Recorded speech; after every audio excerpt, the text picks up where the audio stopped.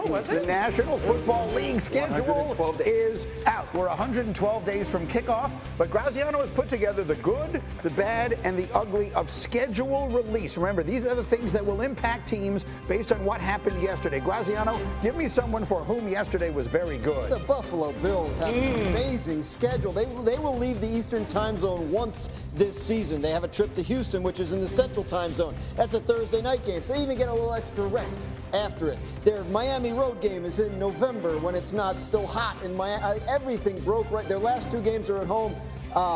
Everything broke right for the Buffalo Bills on this schedule release. The Bills feel to me going into it like they are the team to beat in the AFC. I feel like we've been saying that the last 2 or 3 years. I mean, last year going into the season without Stephon Diggs, we were wondering what this offense would be. Josh Allen took a step forward in winning the MVP. Josh Allen was 1 yard away or a catch from a tight end away from taking this team to the next step. And so the Bills, to me, are they going to be the team to beat along with the Baltimore Ravens? But you have to execute it with a schedule like this. You could host games throughout the playoffs. Well, we're going to get to the Ravens because they had the opposite day. But let's first do the bad. That was the good. Who got it bad yesterday? The Bengals, tough break for them. We know in the Joe Burrow era, they are slow starters. He's 7-10-1 in the month of September. They have 3 road games in September, so that's really nice if you're the Bengals. You're trying to get off to a fast start. At Cleveland, where you always struggle, then home to the Jaguars, then at Minnesota, at Denver, 2 playoff teams from last year. If the Bengals want to get off to a fast start for a change, it's not going to be easy. Yeah, I mean, listen, they're notorious for starting slow. Like, that has to be, to me, that, you know, they have to prioritize. Look, whatever y'all were doing before, we changing it completely up because that wasn't working. They have to get going early in September. Yeah, those first 2 games feel winnable. I know they always struggled with Cleveland, but they certainly feel winnable. We'll see. Then you mentioned the Ravens a minute ago. Graz, give me the ugly. I mean, it's all ugly for the Ravens. Brutally tough start, right? At Buffalo, they got Detroit early, at Kansas City early, and then even the back half of the schedule, their last 8 games are all outdoors in places where it gets cold at that time of year, right? Yeah, Cleveland, a couple home games, Cincinnati, Green Bay in week 17. Does that sound like a lot of fun? Zero. I have zero concern about the Ravens and their schedule. Nope. Zero.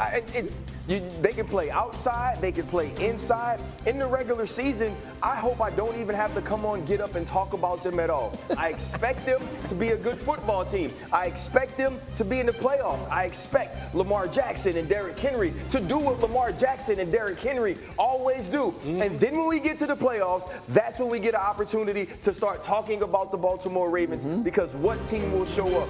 No matter where they play for the first 18 weeks of the season, I do not care. That's fair, but I mean, 3 of their first 4 games are Buffalo, Detroit, and Kansas City. Yeah. They have a stretch in the middle where they play 3 consecutive road games. That's a tough one. And Don't worry about it. And they finish with 3 road games in You know the why I last don't worry 4. about it? Zero concern. You know why I don't worry about it? Tell me. Because their style of play travels everywhere. Zero concern. They play defense and they run the ball. It can go anywhere. We'll see. Maybe they overcome it as we continue, as we are 112 days away from kickoff. I've got a great football squad ready to roll today, and we're looking at the most interesting matchups that were announced yesterday in the release. Dan Graziano, which one do you have your eye on? Always gravitate toward Chiefs. Bills, always a fun game. Bills always win it in the regular season. Chiefs always win it in the postseason. This one's in week 9.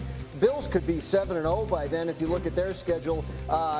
Bills-Chiefs, can the Bills do anything that gives them enough confidence to win if they have the rematch next January? The Bills only leave the Eastern time zone one time during the entire season. They got a very good day yesterday. RC, what game do you have your eye on? I'm looking forward to Lions-Ravens in week 3. We know Lamar Jackson dominates the NFC during the regular season because, well, he's never made it to a Super Bowl to play an NFC team in the Super Bowl. A big game. But I look for the Detroit Lions, who I think will have a tougher road in the NFC North this year. That's a Monday night football game, so we'll be in attendance. I want to see if the Baltimore Ravens continue their dominance over the big-time NFC teams. The Lions, I believe, have 7 outdoor games this year. Remember, they had almost none last year.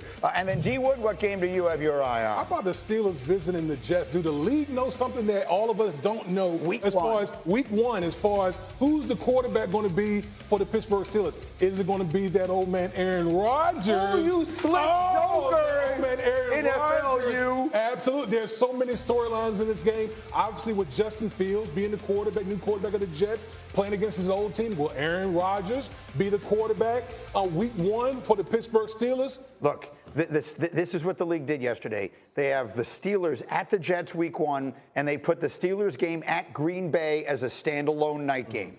They're acting like they believe Aaron Rodgers is going to be the quarterback. The NBA has the draft lottery. Right. We have the schedule release. Right. Like that's the way. That's the way we both build excitement. That's right. Anything on Rodgers? I think if they White knew, smoke? I think if they knew Rodgers was going to play for the Steelers, they would have made that game a primetime game in week 1. I don't think it'd be sitting there in the middle of the afternoon. So I think they're hedging. You burn me once, burn me twice, not 3 times. Hey, you heard what George Bush said. If I'm making the schedule. Hey, fool me twice, can't get fooled again. There you go. Who could forget? Okay. All right, we're just getting started. Coming up, we have so much more on the NFL. Speaking of M's, Derrick Henry has a contract extension with the Ravens. He'll get 25 M's guaranteed in this new 2-year deal. It's worth $30 million. It's the largest deal in NFL history for a running back over the age of 30.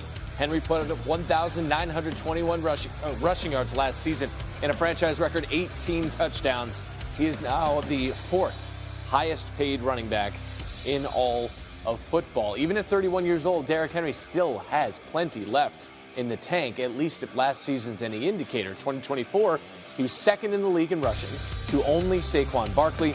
Last season, Henry's 4th career season with at least 1,500 yards. Barry Sanders, the only player with more. Every player who has done so at least 4 times is in the Hall of Fame. We got everybody's work schedule yesterday from across the NFL. The Ravens have 7 national games. Cowboys have 8 national games this year. We're going to find out real quick whether they're a contender or pretender no matter what. We're going to talk about them like they're the former. Dakota Prescott speaking yesterday on what former Steeler, now current wide receiver 2, George Pickens, brings to this offense. I'm excited. I mean, you turn on the tape and you see a guy that can catch the football. You put the football anywhere in his vicinity, very strong hands, more than a 50-50 catcher.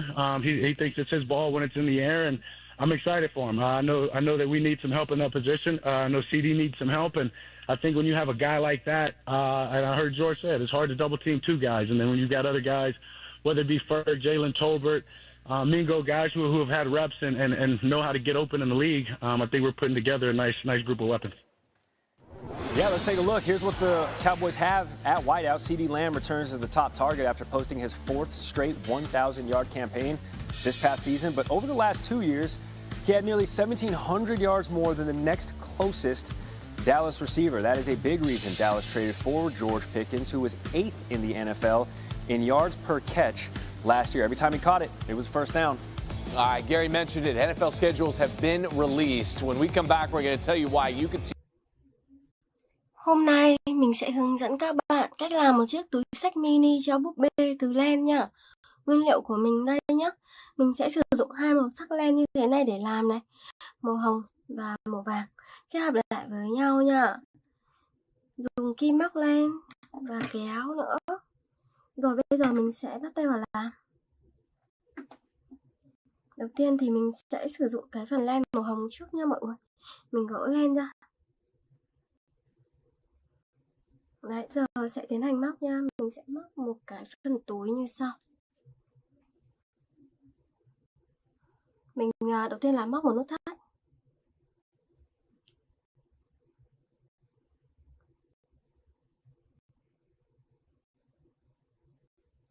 Đây sẽ móc vào đây những cái mũi bím kép nha mọi người. Móc những mũi bím kép vào.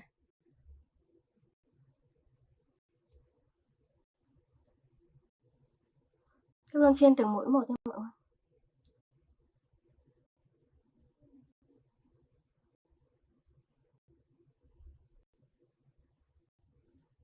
Tiếp tục cứ luân phiên như thế này là được nhá, móc tiếp nha.